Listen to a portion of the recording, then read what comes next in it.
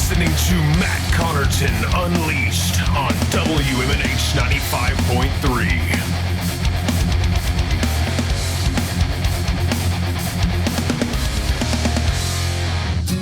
Did you say something under your breath? Were you talking to me, dear? 'Cause I'm pretty sure you'll hear me laughing as I walk right out of here. Yeah.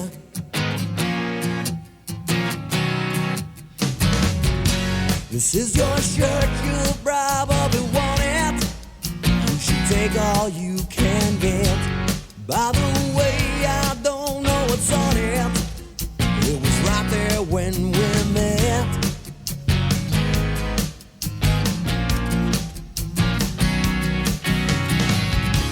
In case you're wondering what this is all about, in case you're wondering, let me remove all doubt.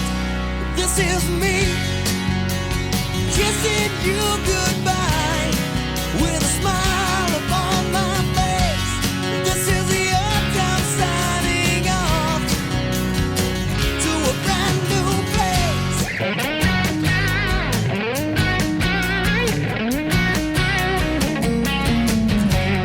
What in the world could I have been thinking?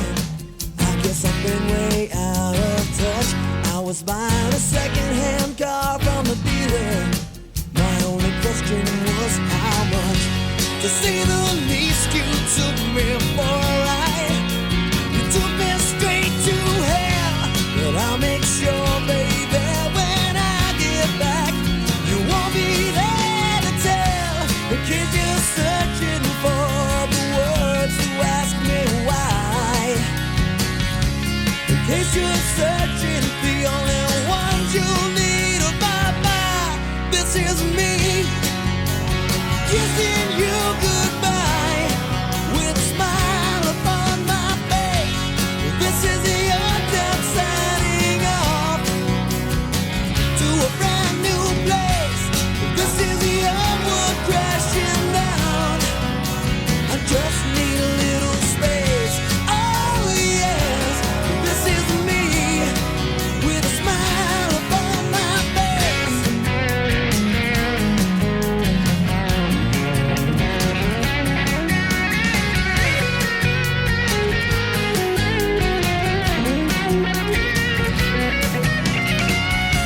In case you're wondering what it's all about, in case you're wondering, let there be no doubt. This is me kissing you goodbye with a smile upon my face.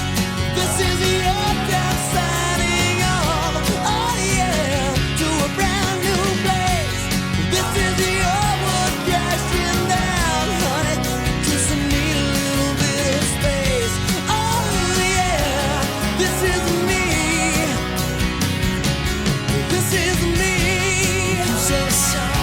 This is me with a smile upon my face. Just need a little space as I walk right out. This is me.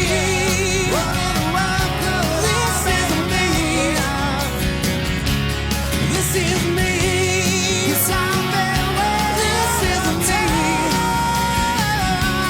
This is me.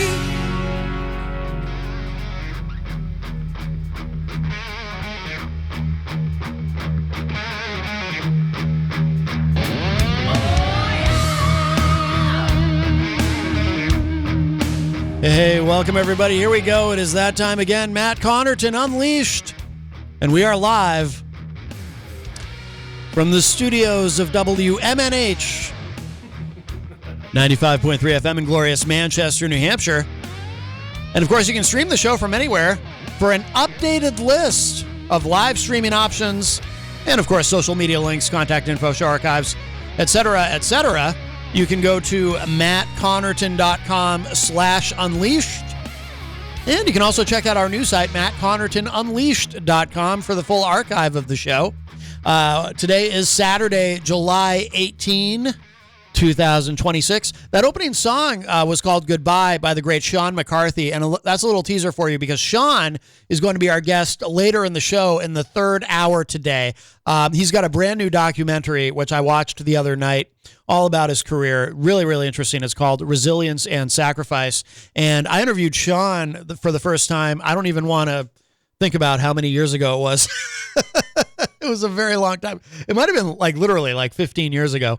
I interviewed him on another show that I have called Local Outbreak. But today he's going to be here with us live on Matt Connarton Unleashed. He will be joining us via Microsoft Teams in the third hour. So I cannot wait to talk to Sean. But that's one of his great tracks, and we're going to play some more of his music later, of course, and in the third hour when we interview him. But his documentary is really good. It's called Resilience and Sacrifice. I recommend it, and I cannot wait to talk to him about it. I have a lot of questions, and my voice even appears at one point. There's a little, only for a few seconds, but you hear my voice from the original interview that I did with him all those many years ago. It might literally have been 15 years ago. Oh, my God. The time goes quickly, but we do have an exciting show for you coming up in just a few minutes. We're going to be talking with Jonny Couch, who's a real New Yorker, by the way, from the New York, New Jersey area. I cannot wait to speak with him. We're going to play one of his songs in just a moment. And then in the second hour today, we have X Animal from Texas, and they've got a really cool sound. I've been excited. We were supposed to have them on the show recently, and there was a bit of a miscommunication. So, misunderstanding perhaps might be a better term, but but they will be with us today in the second hour, and I can't wait for that. That's going to be really cool. So we have an exciting show. The ceiling fan is on. Thank you, Peter White. The ceiling fan is on in the studio today, which I'm very happy about because although it's not as hot this weekend as it has been, but I did see an air quality alert. Apparently, the air quality is going to continue to be awful. I don't know. Again, we have people who listen online from all over the place, but where we are here, and I guess in a lot of not only the Northeast, but in the Midwest, upper Midwest, of course, they've had some days where the sky has been literally yellow and the sun has been like this sort of orange. It's been very, very strange because of, Canada's on fire. And that's become a regular thing. I think every summer now Canada is on fire. But this year it seems to be a bit worse than usual because I don't remember ever seeing anything like we saw a couple of days in a row this past week where the sky literally was sort of this yellow, haze. I've seen hazy skies before, but nothing like this. And the air is so bad. Like I could literally taste it at one point. Can't really smell it because of my sinuses, but I can taste it. It gets that bad. Oddly enough, not that this is a bad thing, I'm happy about this, but my lungs have handled it really well. I do have asthma, and usually when the air quality is this poor, I might be hitting the inhaler a little bit now and then, but I haven't had to use the inhaler once since this current wave of smoke has begun to waft down from Canada, or as I like to think of it, northern Michigan. But so I'm holding up okay, and I hope you all are too. But please be careful. I see these days where the air quality is so bad that this, like I said, the sky is yellow, and I see people out there running, jogging and doing other things outside where they're spending an inordinate amount of time outside in that weather. Well, not weather, but in that air that is so toxic, so poisonous when all that smoke is coming down. And I would just say, if you can possibly help it, please don't do that because it's very, very bad for you. And it may even be bad for you in ways that you don't notice in the moment. Maybe your breathing is fine and you don't think there's a problem, but that stuff is getting into your lungs that, you might have to deal with later on. You know what I'm saying? So please, if you can help it, when we get an air quality alert, just try not to be outside for more than you have. I know it's hard this time of year. Obviously, people like to do things, especially things like camping and boating and fishing and all that. I don't do any of that. I always say, and anyone who knows me personally knows this about me, I'm probably the least outdoorsy human being you'll ever meet. I don't do any of those things, not even because of the poor air quality in the summertime when Canada is on fire, but because I'm terrified of deer ticks. That's a big problem in the Northeast. These deer ticks, they carry Lyme disease. You end up with Lyme disease. Who wants to be stuck with that for the rest of your life? And that's you know, I'm not even kidding when I say, like, I am legitimately, I mean, yeah, I try to be kind of funny about it. You know, I don't like the outdoors. I prefer concrete and steel. But I'm only half joking. I really am legitimately terrified of the idea of being, you know, coming into contact with a tick and then ending up with Lyme disease. I personally have known quite a few people who've had to deal with that. And the thing about Lyme disease, from what I understand, if you get it and you're diagnosed with it, like with so many things health-wise, early detection is the key. If you get it and you're diagnosed with it, they can, if you're diagnosed with it very early, they can knock it out. They can try to knock it out with some pretty heavy antibiotics. But if you don't catch it early enough, well, then you're just screwed because you're stuck with it. You're stuck with it for the rest of your life, and then it becomes just all about managing it. And I guess it can be managed, but wouldn't you rather just not have it? So that's my whole thing. So I don't go out into the woods. I've literally never been camping in my life. In my entire life, I've never been camping, and I just don't want to, and it's not going to happen now. I went fishing once when I was a kid. My uncle took me fishing, and I'd never been so bored in my life, you know, because you're literally sitting there waiting for something to happen. I guess it's peaceful and tranquil and all that, but who has time for peace and tranquility? All right. We are joined by Jonny Couch. So what we're going to he's joining us online via Restream. So what we're going to do right now, we're going to go ahead and play the new single. I love this. This is called, and he's got a unique sound. I'm really looking forward to talking to him. I love this. It's called Where the Sidewalk Ends, and we're going to talk to him all about it. And then we have another track. We're going to play his first single, Overwhelmed, at the end of our conversation. But I am excited for this. We're going to talk to Jonny Couch in just a minute. But first, let's listen to this track. This is from the new album. This is the title track from the album, Where the Sidewalk Ends. This is Jonny Couch.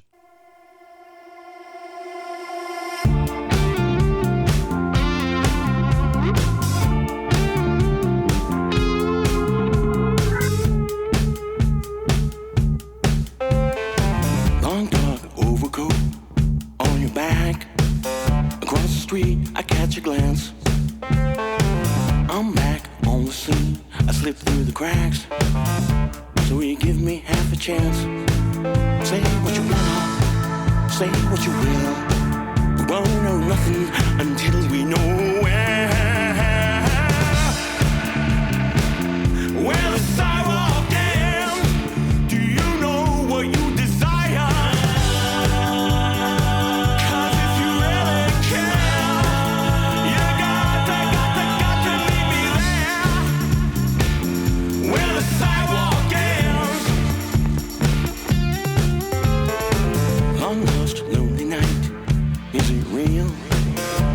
It depends how you feel.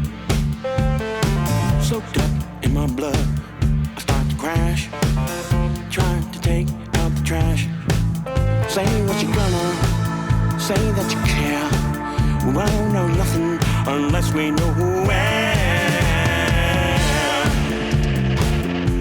the sidewalk ends. Do you know what you desire?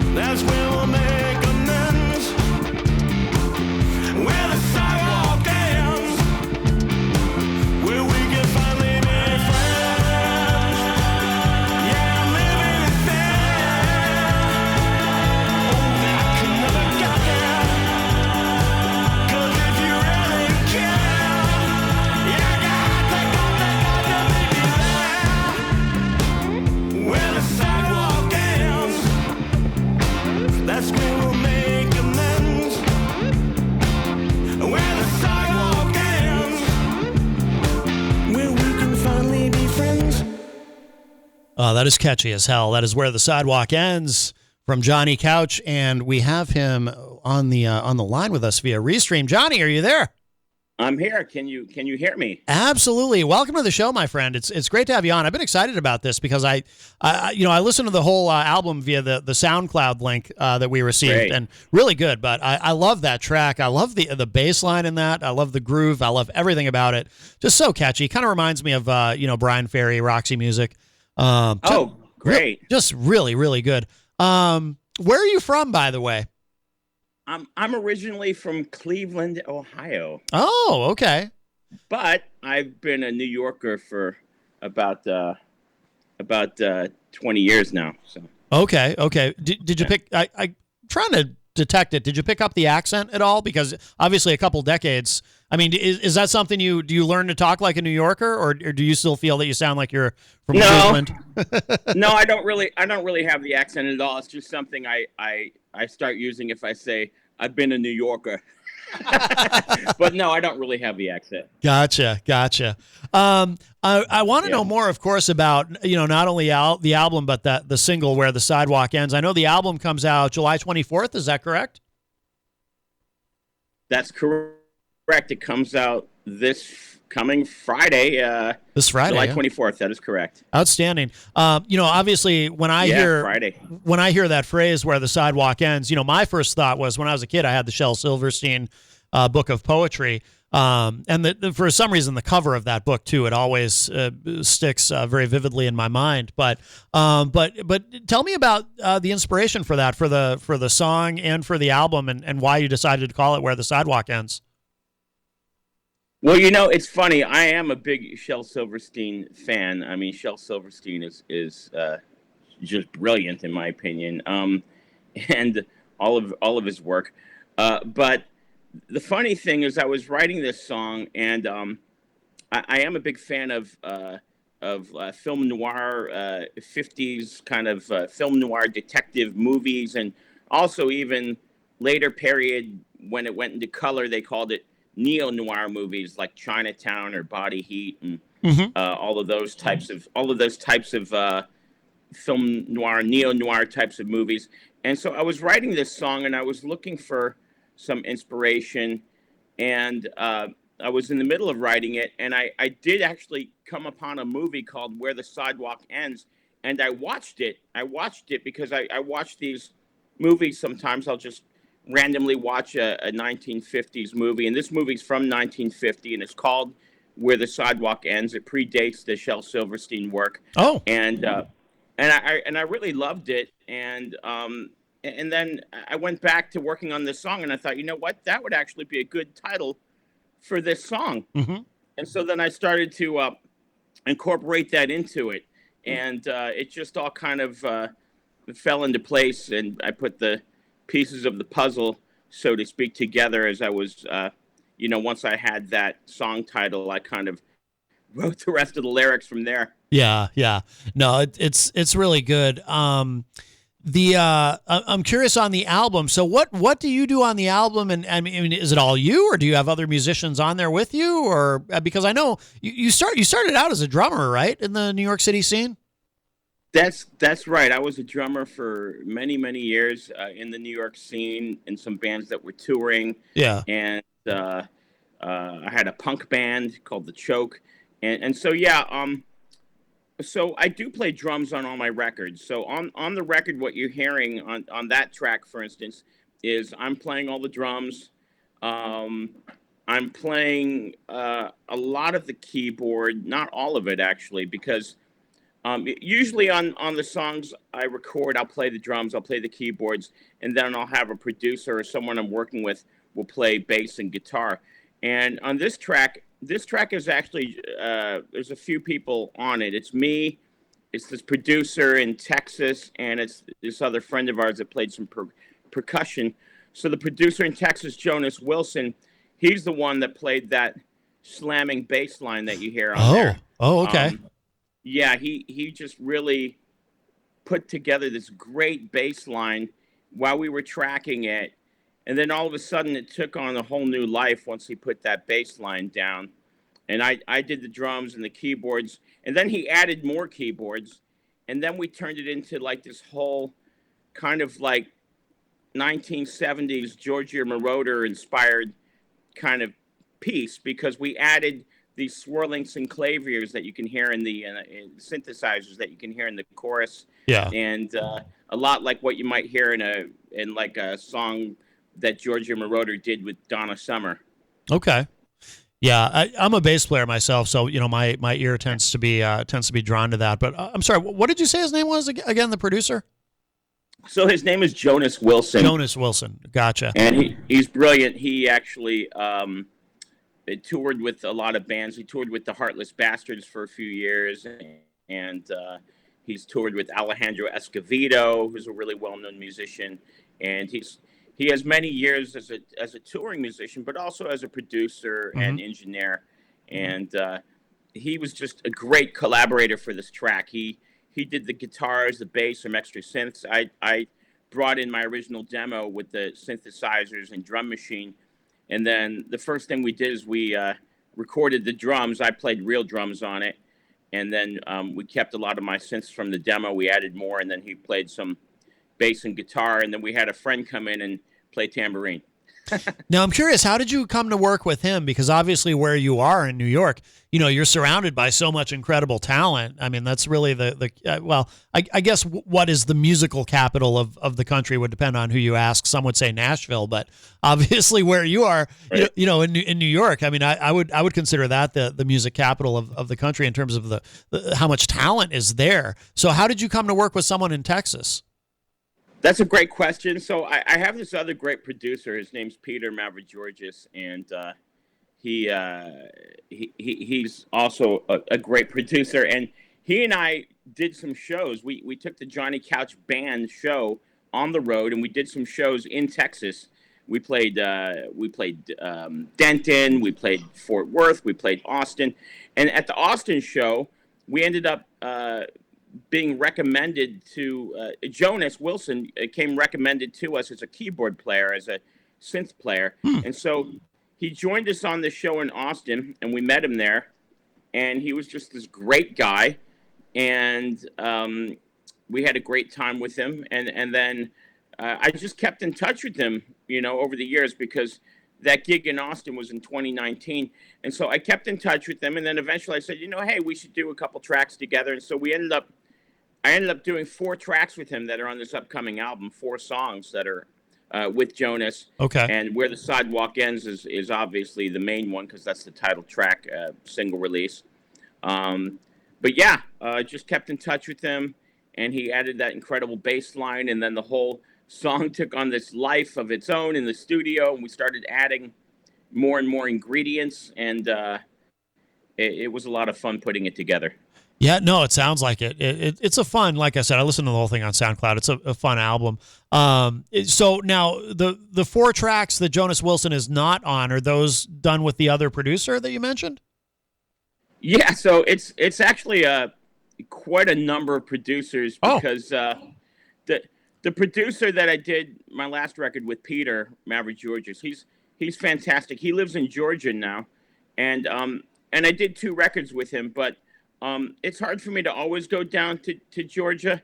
So what we did was and I have some friends here locally in Jersey City that I also work with. So this record is actually 4 tracks are produced by Jonas down in Texas.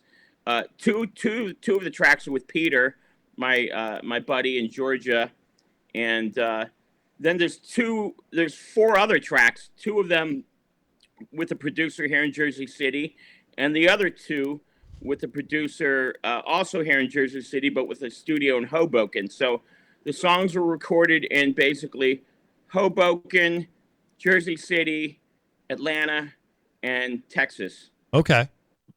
Yeah, there's 4 producers on this record. Wow. which is not the way I usually do things, but it just kind of worked out that way.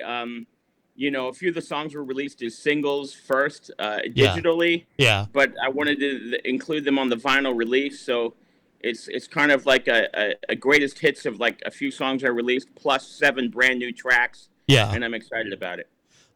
Your first solo album, Mystery Man, which was in 2019, if I'm not mistaken, was that also with multiple producers, or did you have a different approach with that one? Right. So my first solo album was actually 2016, although it's called Animal Instinct, and it's also online, but it's actually an EP, so that maybe that's why it's probably not showing up as a full album. Gotcha. Okay. So online, it's an EP because it's a 5-song, but I did release it as a 5-song, 12-inch vinyl release, and Excellent. it's 5 songs. Animal Instinct is the lead track.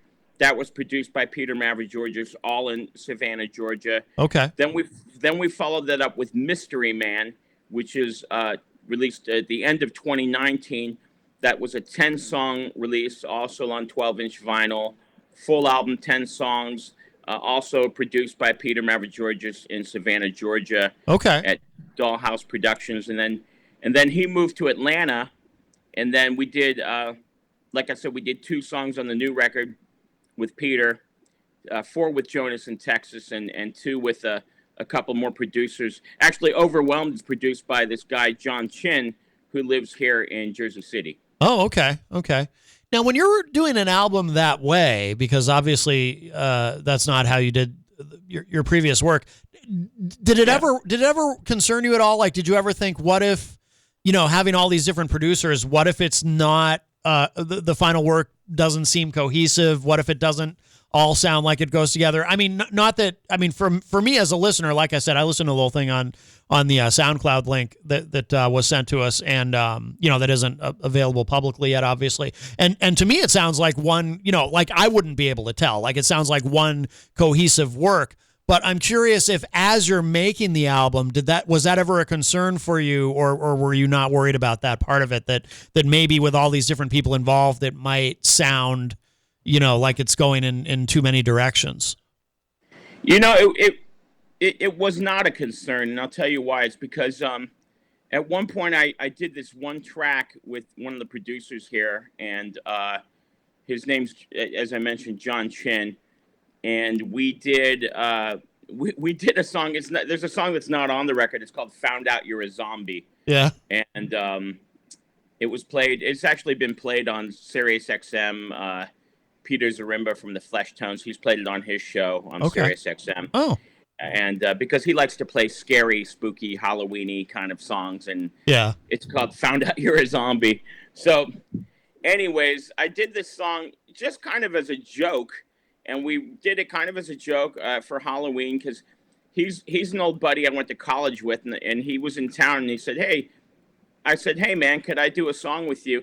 And we recorded it, and it ended up being great, and everyone loves it, and there's a lot of people, it's their favorite song to hear live, and it's crazy because it sounded so great that from that moment on, I wasn't worried at all about putting the record together, with a combination of him, Peter, Jonas, and then there's a 4th producer, Dan Haig, who's also fantastic. But we actually had John Chin mix and mix those recordings. So so John was kind of I had a good enough team that I wasn't worried about any of that. Yeah.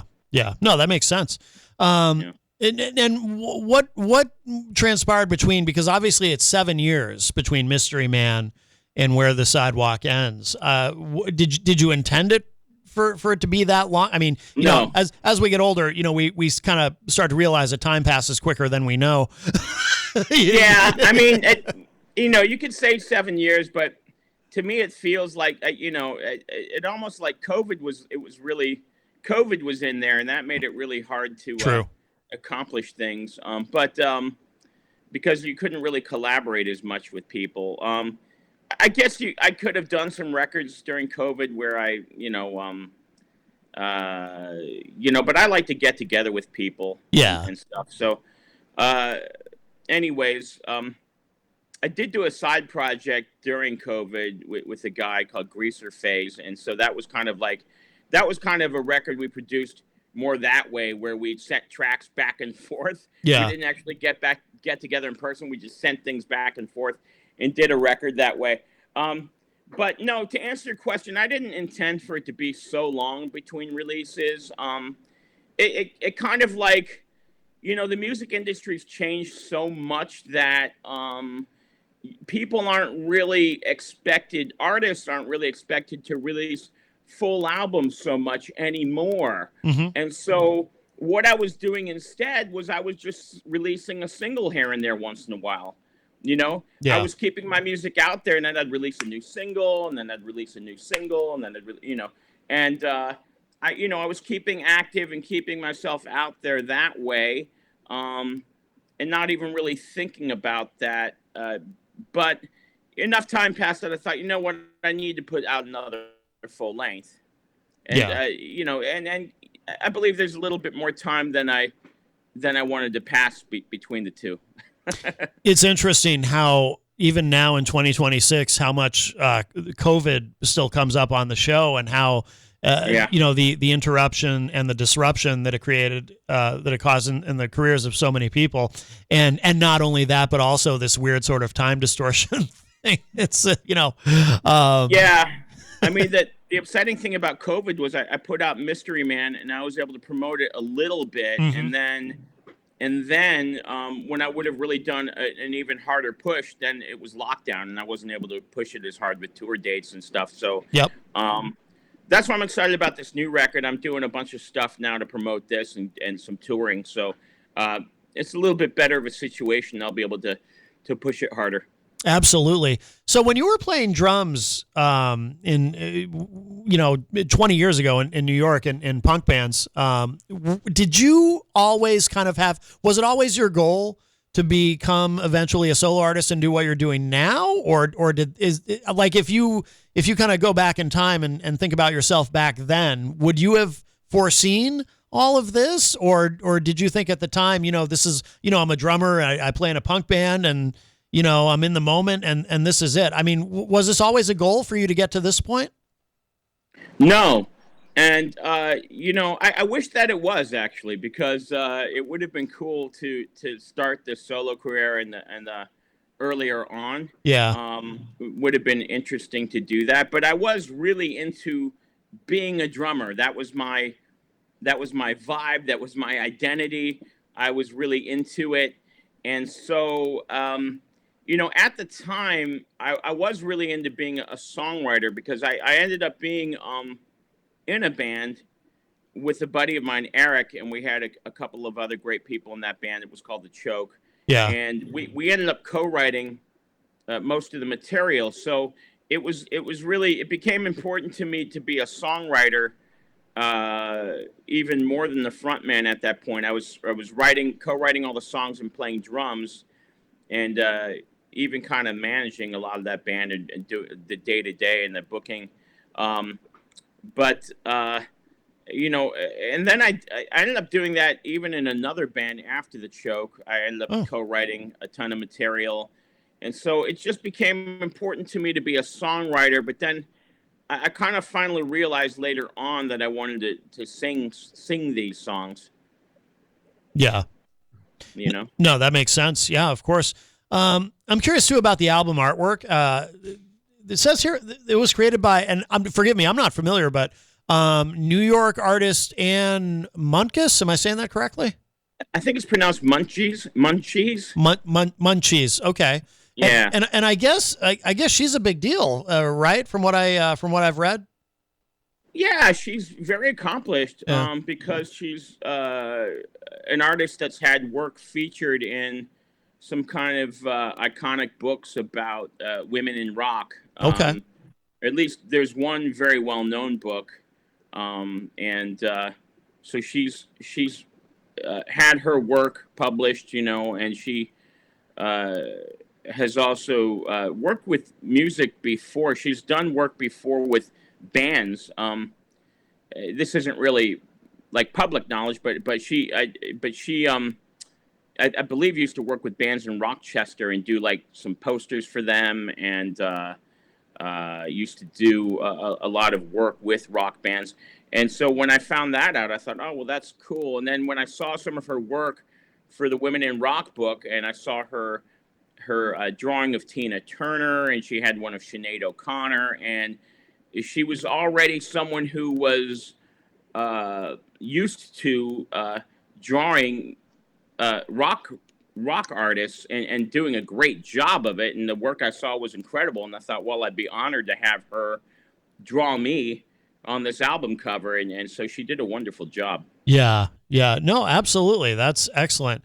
And I'm also curious about the video for Where the Sidewalk Ends. This is pretty cool. I actually have it pulled up right now. I'm taking another look at it, but Cool. Looks like it's all outdoors. Where was this shot? This video? So the director and I, Richard, were on the phone, and he said he said, "Where do you want to shoot this?" And I said, "I don't know, maybe Jersey City is kind of cool." And he said, "Nah, we need something a little bit more. I want something that looks a little bit more desolate, maybe just like empty kind of feeling." And I said, "Oh, we should do it in Red Hook, Brooklyn.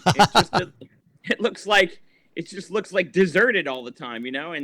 And so then we met up for a beer in Red Hook at some great bar. I forget the name of it, but we went there twice. Yeah. And we did a whole brainstorming session of what the video should be and how it should capture the song and how it should capture the meaning of the song and all of that. And then since we were there, we went location scouting. And then while we were location scouting, we luckily came upon Sonny's Bar, which is a really famous bar in Red Hook. And then so then we were able to take part at the festivities at Sonny's, because that was, I mean, that wasn't important for the video, but it was they have good alcohol there. Gotcha. So yeah, I'm looking at the credits. Richard Jordan was the director, and then who's Alexander Saris? Am I saying that right? Is that's the name of the guy in the other guy in the video? Yeah. Oh, that's a funny story. That's a great story. Yeah. So Richard is this guy I met at a party, and he's just this great jovial guy, and he's so cool, and he ends up he's actually an actor as well as a casting director, but he's had these bit parts in shows like Vinyl that was on HBO, and then he was in this newer show, The Chair Company, I think it's called, on HBO or one of those channels. Yeah. And he gets these like small little parts, and but he's also a casting director, and I called him up and I was like, "Hey man, we need to do a video." And he said, "Oh, we should have someone in it." And so we wanted to get someone that was kind of like, you know, a rocker like me, you know? So and so what's funny is he put out a casting call, and he sent me like 15 people, and I was looking at them and I was like, "Okay, well, you know, none of these look quite right. They don't necessarily look like musicians that much and stuff." And then he sent me another actor, a profile of an actor that he found on Instagram, because he put up an Instagram post. And the guy, he sends it to me, and I say, "Oh, I know this guy. This is Alex." It was a guy that I'd met at a bar. Oh, no kidding. And I was like, "I've met this guy," and I'd only met him once. Yeah. I'd only met him once, but I'd met him in the last like 2 or 3 months recently. Yeah. And I met him once, and I said, "Oh, Richard, I know this guy, and this guy's cool. Let's just get this guy." And so that was how we got Alex. Oh, that's cool. Yeah. Yeah, and then he showed up, and he was just all like ready to go and excited and energetic, and he had swagger, and it was cool, because the idea of the videos, well, you know, I'm supposed to let people draw their own conclusion according to the director, but it's like you know, it's almost like he's a former version of myself or something, and we're trying to or at least like a, you know, and we're trying to heal the relationship or whatever. I don't want to get too detailed, because it's kind of open to interpretation, but you know. Sure, absolutely. No, I like the video a lot. I'm also curious too about, because you mentioned touring, how does all this work live? Because obviously on the album, you know, everything's, you know, there's a lot there, everything's very layered and so forth. What do you do live? Do you have a band that plays with you? Do you do yeah, okay. I always play with a live band, because you know, you need to bring the music. You need to bring the music to life, you know, and you need to bring it, you know. And plus, I come from the rock world, from the punk.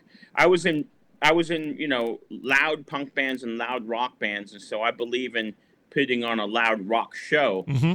And so I always get a great band together. I've got a really wonderful band of musicians currently.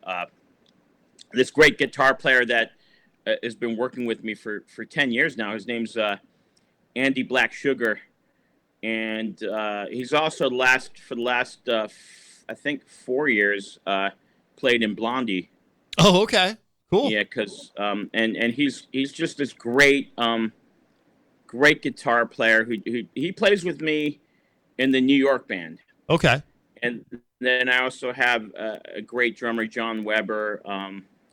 I have a couple drummers that I've used depending on who's available, but John Weber, Mike Manza, a few different people that have worked with me, and I have this great new bass player, Paul, and this great keyboard player, Arjun, and it's been really fantastic. Is it hard to find the right players who can really replicate the sound that you're looking for, or has that been, again, you're in an area where you're surrounded by so much talent, so maybe it's not hard at all. I don't know. Yeah, I mean, I think it could be, but I've been around for a long time, and some of these guys have been playing with me since the beginning, and so it usually falls into place. Yeah. For the most part, I've had really good luck with that, and I've also had a really good luck. Like, the producers that I mentioned earlier have all been super helpful. So, for instance, Peter Maverick Georges, when I've gone and played down south, he's arranged to have, because he's a studio guy, he's arranged to have a band play with me down south when I've toured down there. Mm-hmm. And so I have this great southern band. Same with Jonas in Texas. He's put together a band for me down in Texas that was the Texas band. Yeah. And we've done 2 shows down there. When I recorded down there, I played Texas a few times, in Austin. I've done Atlanta and Savannah. And I have this southern band that's going to be amazing for this UK tour, because it's like the 2 best producers I've ever worked with, Peter and Jonas from Texas, are coming with me to the UK. So I'm going to have Peter on guitar and Jonas on bass, and you couldn't ask for a better lineup. And then what's even better is I've got these two other individuals coming with me from the indie band Barrow. They live in Savannah. Their names are David and Veronica. Okay. And Veronica is the most amazing synth keyboard player. She is backing vocalist. And David is also in Barrow with her, and he's going to play drums on this tour. And so I've got a really solid lineup for the UK tour dates. Oh, that's awesome. Good. When is that happening? When do you go to the UK? Yeah, so my album release show is coming up this Friday in Brooklyn. It's at Sleepwalk, July 24th. Yeah. Early show at 7 p.m. And then I'm playing at the Wonder Bar in Asbury Park, which is next to the Stone Pony, very famous venue, the Wonder Bar. That's August 3rd. And then is the UK tour. And the UK tour is August 11, 12, 13, and 16. And the shows are Nottingham, Hastings, London, and Brighton. And the London show's at the very famous venue, the Dublin Castle. And we're headlining that. It's going to be great. Wow. Kind of our London album release show, if you will. Yep. And so it's to answer your question, yes, August 11th through 16 are those dates. Oh, that's fantastic. Have you toured there before? I have, actually. I was in that punk band, The Choke, and we toured. We went to London once, and we did like 5 shows in the London area, I think, once, and 4 or 5 shows, similar to what we're doing now, although now we're touring around, so it's even better. But yeah. And then The Choke went back, and later on we went back and we did like a whole tour of the entire UK with a famous band called 2 famous bands. It was Theater of Hate and Gene Loves Jezebel. Yep. And The Choke. And it was like a really cool, solid touring lineup, and we played all over the UK. We even played in Glasgow. That was a great tour. Oh, that's fantastic. That's great. Mm-hmm. Good. Well, yeah, no. So I'm coming back to the UK, Matt. Excellent. Well, we do have listeners. We do have listeners over there. Absolutely. So, great. Yeah. Come out. Dublin Castle. This show is multi-continental. I don't know if that's really a word, but that's a word today. No, that's great. I'd say come out. We're playing great venues. Billy Bootleggers in Nottingham, the Jenny Lind Inn in Hastings, Dublin Castle in London, Dalton's in Brighton. These are great venues, great lineups. Everything's sorted as far as the venues, the lineup, Good. the bands. It's really, really. I have a great artist. There's a great artist, songwriter in London named Veronica Bianchi, and she's playing on this bill with us at Dublin Castle. And I'm so excited because we actually did a show in Brooklyn in 2019 together in Brooklyn at this venue, the Broadway, and that was amazing. And now I get to play with her again in London. So fantastic! We're old friends, and she lives there now. So this is just super exciting. That the London show is super exciting. Yeah. Oh, outstanding! Excellent, excellent. Well, in a moment, when we let you go, we're going to play "Overwhelmed," which was, of course, the first single Awesome. from the album. Oh, and anything we should know about this before we play it, Johnny? Overwhelmed is one heck of a cool track that I didn't.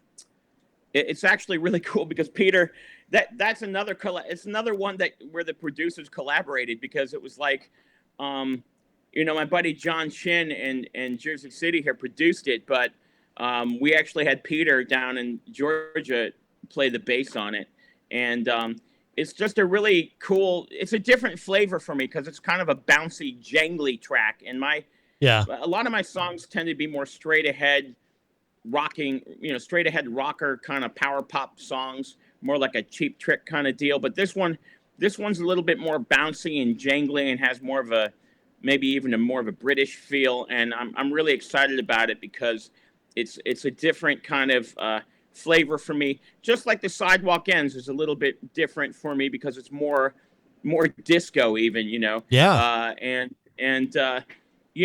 That's what I try to do to define myself.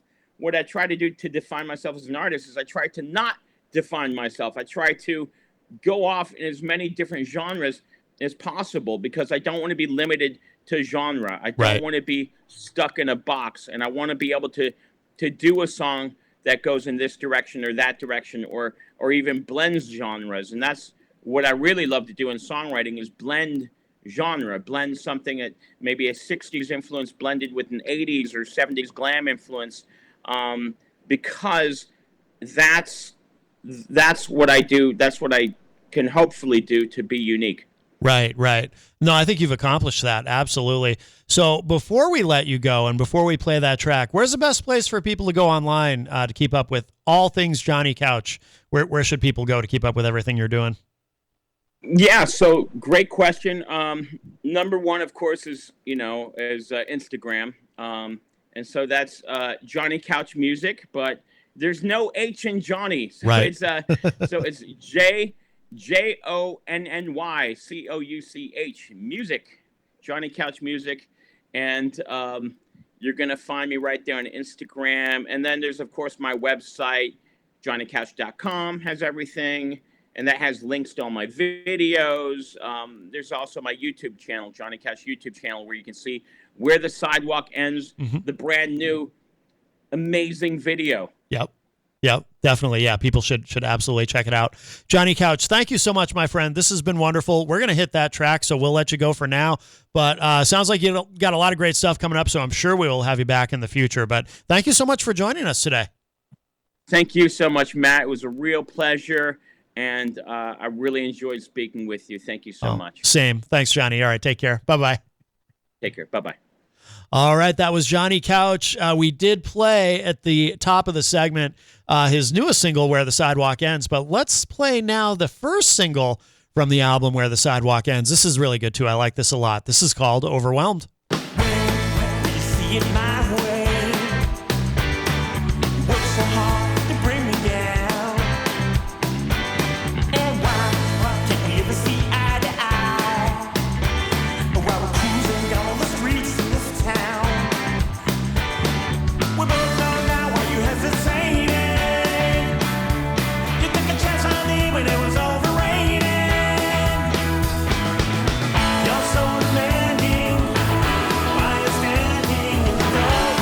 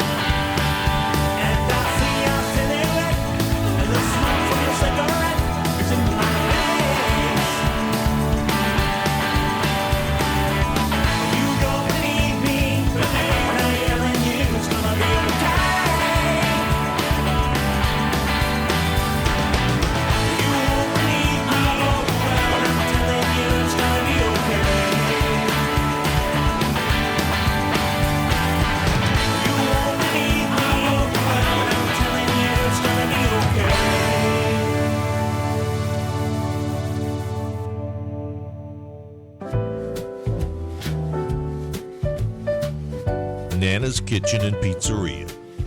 From Nana's hands to your plate, tradition, love, and taste that's great. Slow fermented dough, flavor so true.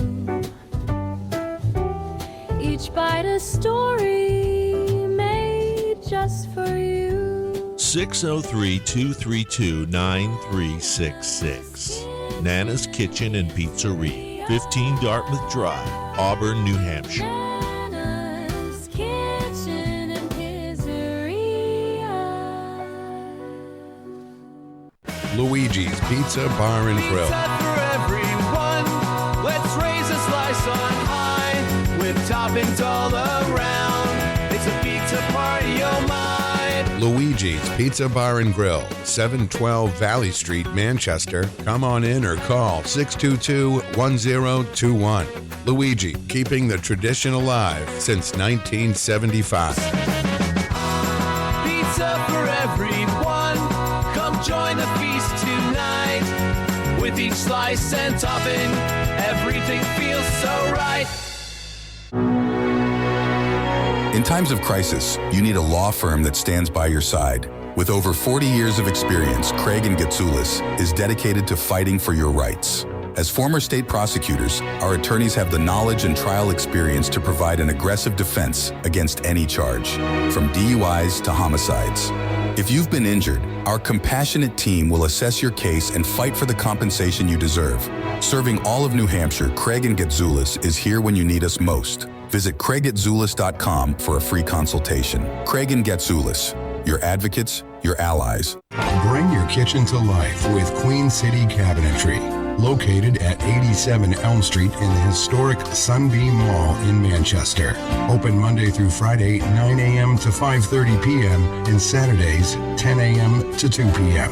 They can be reached at 603-222-2007 or on the web at QueenCityCabinetryNH.com. Come see the possibilities. Queen City Cabinetry, another proud sponsor of WMNH. Hey everyone, this is Rob Azevedo, host of Granite State of Mind, and I want to tell you about Pembroke City Limits in the historic Suncook Village. PCL is an award-winning bar, restaurant, and music venue where there's live music 5 days a week and twice on Saturdays. Everything from blues, country, folk, funk, and a whole lot of jazz.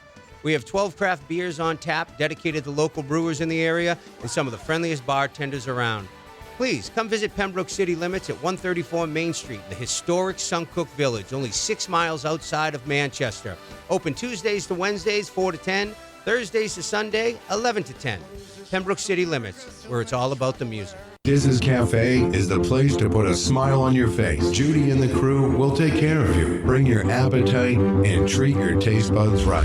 Diz's Cafe is always a winning choice. Breakfast, lunch, or supper. Diz's Cafe at 860 Elm Street in downtown Manchester. Dine in, take out, or make a reservation. Call 603-606-2532. Eat, drink, and be happy. Diz's Cafe. When it comes to keeping WMNH on the air and your own personal or business computer needs, trust Groland Computers. Located on Elm Street in Manchester, Groland handles computer repair, virus removal, and custom-built systems. Are you looking for budget-friendly options? Check out our selection of fully inspected used computers. We offer tailored on-site solutions. No unnecessary expenses here. Visit Groland.com or call Groland Computers at 603-645-0101. Your tech, your way. Trust Groland Computers.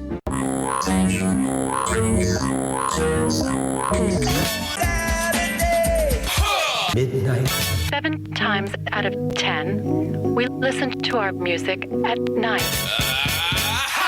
Thus spawned the title of this program. Late Night Delight with DJ Midas, right here on WMNH Manchester. You want to know why? Because I'm on the radio. Saturdays and Sunday nights, midnight to 4 a.m. This hour on WMNH is sponsored by CGI Business Solutions, located at 5 Dartmouth Drive in Auburn. They serve all your business needs, including employee benefits planning, corporate design and business administration, investments and wealth management, and customized business insurance solutions. Their phone number is 866-841-4600 or on the web at cgibusinesssolutions.com.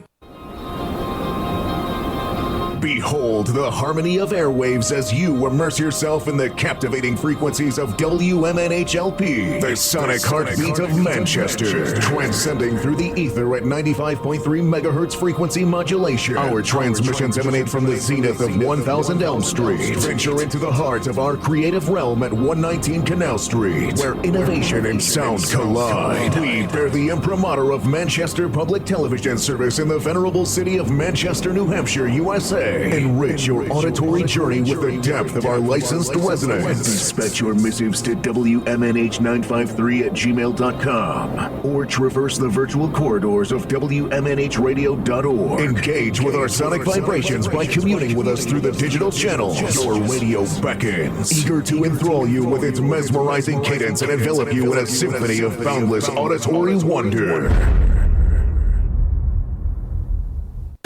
WMNH, rip the knob off.